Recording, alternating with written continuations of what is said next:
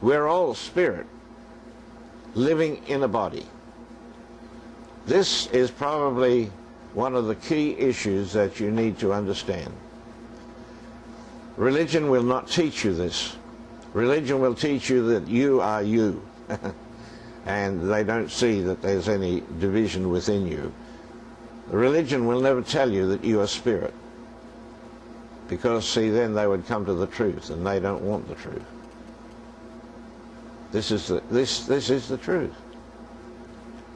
That spirit in you is Christ. You got that? It is Christ.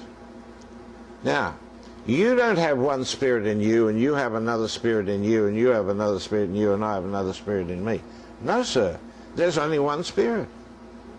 So the spirit that's in you is the same spirit that's in me. Therefore, I tell you, and I tell this to everybody, I have nothing that you don't have. I have absolutely nothing that you don't have. I am spirit, you are spirit. You live in a body, I live in a body. So there's no difference between us.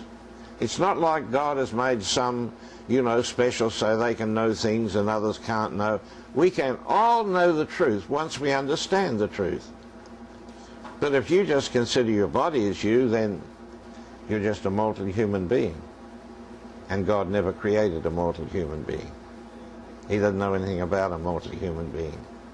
As Christ sees you today, as God sees you, he sees Christ. That's what he sees when he looks at you. Tell me, has Christ ever sinned?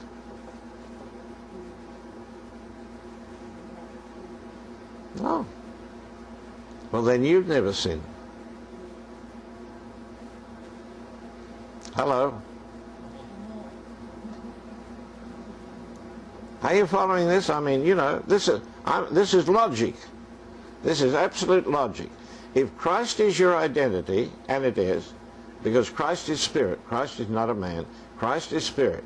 It's not a man that lives inside you. They say, ask Jesus to come into your heart. Jesus couldn't come into your heart, he's a man. Christ can come into your heart because he is spirit. But he can't come into your heart anyway because he's already there. In every man on the face of this earth, Christ is in that person. They may not know it, of course, but then most Christians I talk to don't know it either, so what's the difference? There's no difference at all. So, Christ is your identity. Christ has never sinned. Therefore, in reality, neither have you. Now, I guarantee you've never heard that in the church. This is why we have such a difference in the teachings throughout the whole religious world. There's so many different ideas, but nobody has ever gone back to this word to really discover the truth. So that man that was created in Genesis 1:26, he reproduces himself now. Can he do that? Of course, because he's male and female. He is spirit. Remember that spirit has no gender. That means there's no such thing as a male spirit, and there's no such thing as a female spirit. Only spirit, and spirit is male and female functioning together. That means we can all reproduce in God. And that reproduction is simply the raising up of the Christ in another person.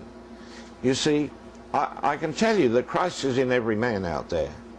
But of course, they don't know.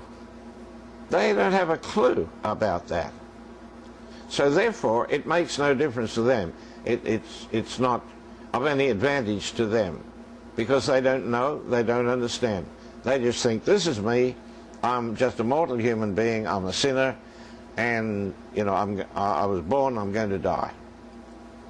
But see, that's not the truth. So what is our task? Our task then is to go to those people and raise the dead. You see? Well, you're Christ, aren't you? Didn't he raise the dead? Didn't he call Lazarus out of the tomb? But I'm not talking about that, you see. I'm talking about raising those who have no consciousness of their true life. No consciousness. They don't understand. Christ dwells in them. In fact, if God left you for 1 minute, you'd be dead. That's the truth. Because there's no life in your body apart from that spirit which is Christ in you. And he said, I am the life. He's the source of life. And he dwells in you. And he is connected directly to God. Because what did he say? Jesus Christ said, I, that's Christ. His I is Christ. The Spirit in Jesus. You understand? Same thing. That was the Spirit in Jesus. That's who Christ was. And my Father are one. So God is really walking in your shoes. God is walking in your shoes. Why is that? Because if you have a look at the history of Israel, you'll discover that God had one particular thing in mind, and that was to dwell among his people.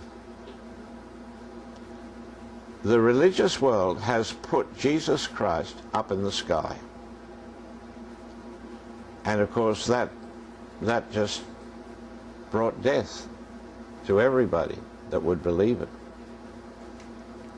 While he's up in the sky, he's of no value to you. And if you've got to wait for him to come back before he's going to straighten anything out, well, they've been waiting 2,000 years. How many more 1,000 years are they going to wait? He's not coming back because he was never up in the sky anyway. Christ dwells in you and every person out there. Christ is in them. Okay. Now, before we leave Genesis, oh, wait a minute, before I forget. 1 Corinthians chapter 15, just to help you to understand how we procreate.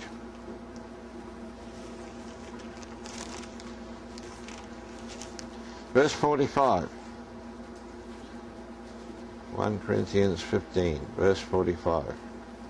So it is written, the first man, Adam, became a living soul. What's a living soul? That's somebody that has no input from the Spirit of God. Separated from the Spirit of God. That's what a living soul is. A living soul can never, never, never, but never know God. Unless God is the one that is the instigator of that relationship. God must draw us. No man can come to the Son except the Father draws him. See? Why? Because he's a living soul.